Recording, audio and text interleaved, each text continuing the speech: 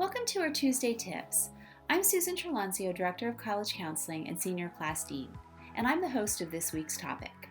I, along with two current 12th grade students, will be sharing college counseling tips for rising juniors and seniors amid COVID-19. Due to COVID-19, the college search and application process have looked a little bit different these past 10 months. We want to provide you with some helpful tips as you consider or navigate next steps. While getting onto campuses might be a challenge right now, there are many options to get to know schools better. Some questions we've received. What do tour and college visit opportunities look like? What is the best way to obtain information and get a feel for the schools? As with most things related to the college search, the answer to this one is it depends. We are learning from some schools that they are opening on a limited basis for visitors. Many others, though, are not yet at that point. On the plus side, colleges and universities have done a great job of creating virtual opportunities for students and parents to learn about them. There are virtual information sessions and campus tours, even some that are live, with a current student walking around campus with visitors who are watching via Zoom or some other platform. Some schools are even allowing students to sit in on classes online.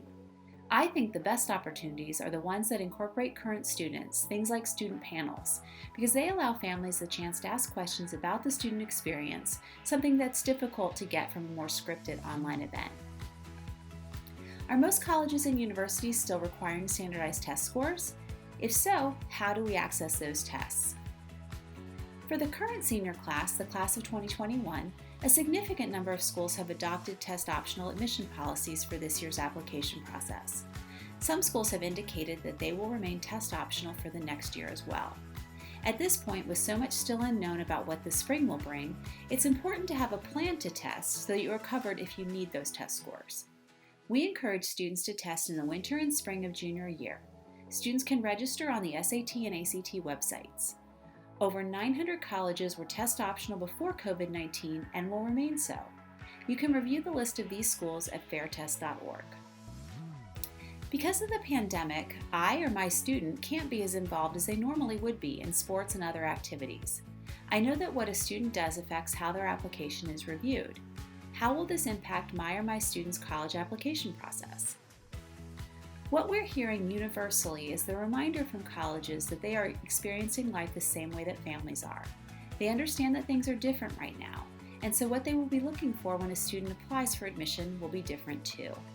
They aren't looking at what someone didn't do, but rather at what they did.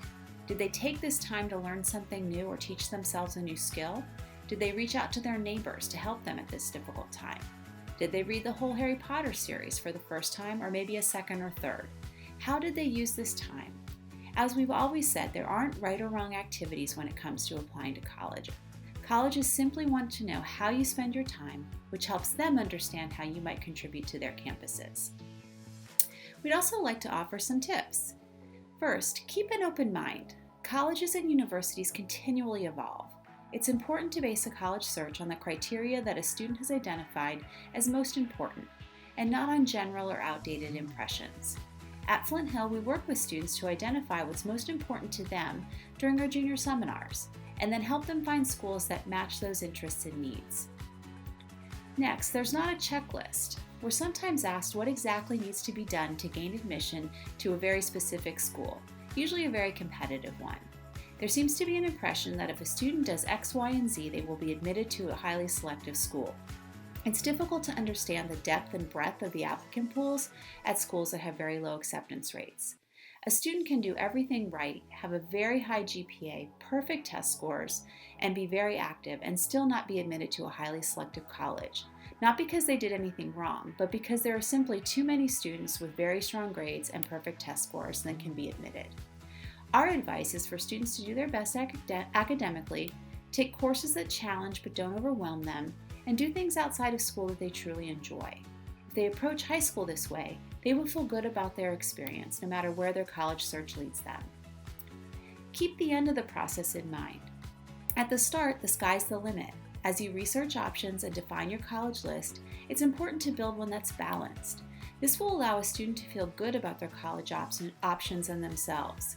This doesn't mean that students shouldn't push themselves by applying to schools that might be more of a stretch admission-wise. It just means to keep the number of those reach schools reasonable and not larger than the number of schools where admission is more predictable. And lastly, avoid the myth of the single perfect college. There are thousands of colleges in the United States. I'm confident you will find many that you will like and where you or your student will thrive.